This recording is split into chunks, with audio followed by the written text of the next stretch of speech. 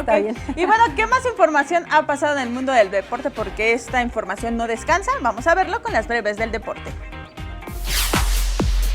Con doblete de Leo Messi y uno más de Coutinho, el conjunto de Barcelona selló su pase a semifinales de la UEFA Champions League, venciendo por marcador global de 4-0 a la escuadra de Manchester United. La sorpresa la dio el Ajax, equipo que venció 2-1 a la escuadra de Cristiano y compañía.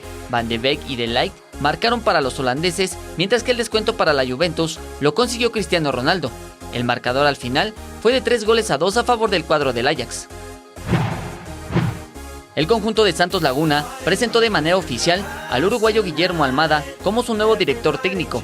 Almada llega acompañado de Luis Almada, Darwin Quintana y Rubens Valenzuela, quienes forman parte de su cuerpo técnico.